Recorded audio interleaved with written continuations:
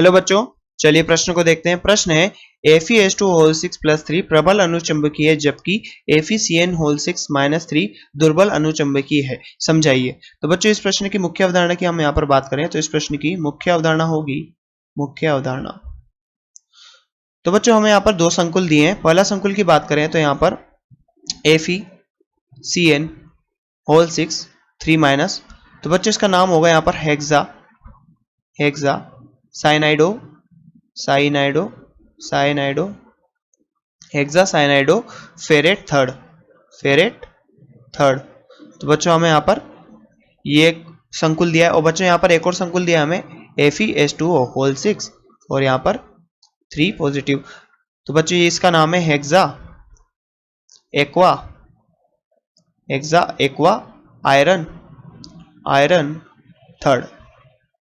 तो बच्चों यहाँ पर दो संकुल हमें दिए गए हैं। तो पहले संकुल हम Fe की बात करें तो बच्चों Fe का यहाँ पर बाह्य कक्षक जो होता है, भारी विन्यास जो होता है, इसका भारी विन्यास बच्चों क्या होता है Fe का भारी विन्यास।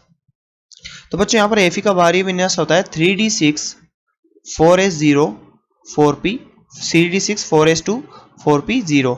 तो बच्चों इसका भारी विन्यास ये होता है। और बात करें बच्चों यहाँ पर दोनों ही संकुल में Fe किस में उपस्थित है बच्चों +3 में, और यहाँ पर भी बच्चों Fe किस में उपस्थित है +3 में। तो बच्चों बात करें यहाँ पर Fe +3 की तो यहाँ पर क्या होता है बच्चों 3d5 4s0 4p0।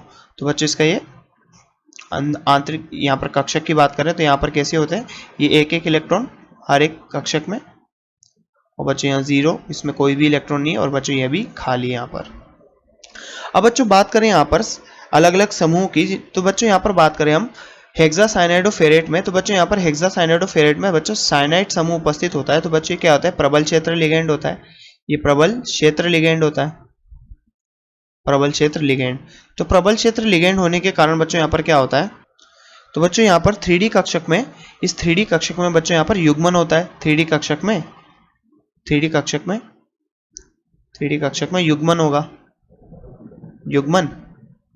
और बच्चों 3D कक्षक में युग्मन होने के कारण केवल एक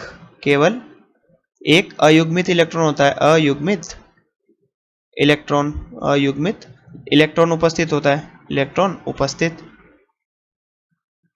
और बच्चों यहां पर बात करें, यहां पर क्या है बच्चों H2O है, H2O एक्वा।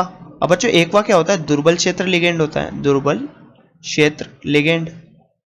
अब बच्चों ये दुर्बल क्षेत्र लिगेंड होता है, इसके कारण यहाँ पर बच्चों युग्मन नहीं होता, बैक पेयरिंग नहीं होती। तो 3D कक्षक में युग्मन नहीं होता, युग्मन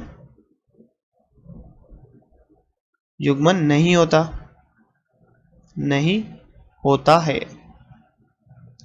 तो 3D कक्षक में बच्चों यहाँ युग्मन नहीं होता, इस कारण से यहाँ पर 5 अयुग्मित इलेक्ट्रॉन उपस्थित होते हैं, 5 अयुग्मित इलेक्ट्रॉन उपस्थित।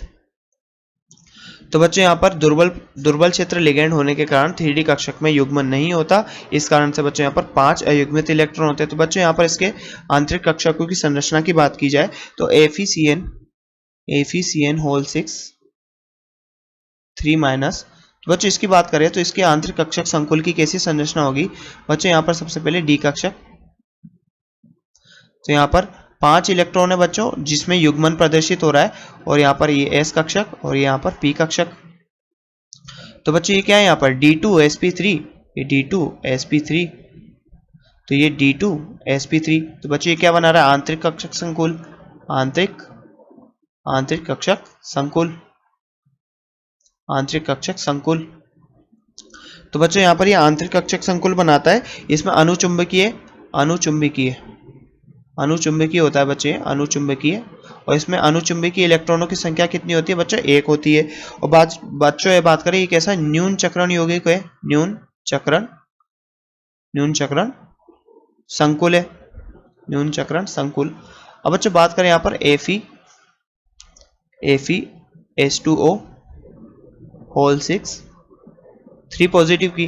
तो बच्चों इसकी यहाँ पर संरचना की बात करें तो यहाँ पर क्या होगा, ये D कक्षक, ये S कक्षक, ये P कक्षक और ये बाकी का D कक्षक। तो बच्चों यहाँ पर ये S कक्षक, ये P कक्षक और ये डी कक्षक। तो ये तो बच्चों यहाँ पर 5 अयुग्मित इलेक्ट्रॉन उपस्थित है, क्योंकि यहाँ पर बच्चों बैक पेयरिंग नहीं हो रही, युग्मन नहीं हो रहा, इस कारण से बच्चों यहाँ 5 अयुग्मित इलेक्ट्रॉन है। और ये बच्चे खाली है एस, ये डी कक्षक, ये 3D कक्षक, ये 4s कक्षक, ये 4p कक्षक और ये 4d कक्षक।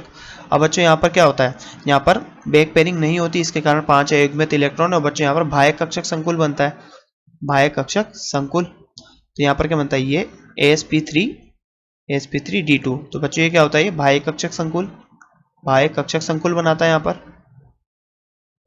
और बच्चों बाह्य कक्षक संकुल है तो यहाँ पर अनुचुंबकीय, ये भी अनुचुंबकीय, चुंबकीय। तो बच्चों यहाँ पर ये अनुचुंबकीय, तो यहाँ अनुचुंबकीय इलेक्ट्रॉनों की संख्या कितनी है बच्चों, यहाँ पर 5। और बच्चों ये क्या है, उच्च चक्रण संकुल, उच्च चक्रण संकुल।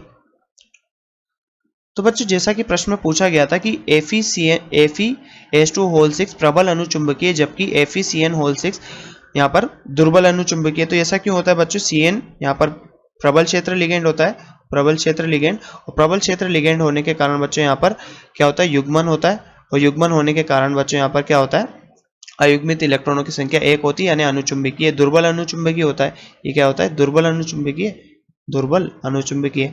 और बच्चों बात करें यहाँ पर इसकी, तो ये यहाँ पर क्या, तो बच्चों H2O जो होता है, H2O यहाँ पर दुर्बल क्षेत्र लिगेंड होता है, दुर्बल क्षेत्र लिगेंड। और बच्चों दुर्बल क्षेत्र लिगेंड होने के कारण यहाँ पर युग्मन नहीं होता, और युग्मन नहीं होता, तो युग्मन नहीं होने के कारण बच्चों ये कैसा है, प्रबल चुंबकीय, प्रबल अनुचुंबकीय।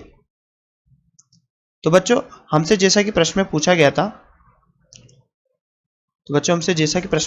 था, कि Fe(H2O)6 प्रबल अनुचुंबकीय जबकि FeCN(6) दुर्बल अनुचुंबकीय। तो बच्चों हमने यहाँ पर देखा कि ऐसा क्यों होता है और इसे समझा।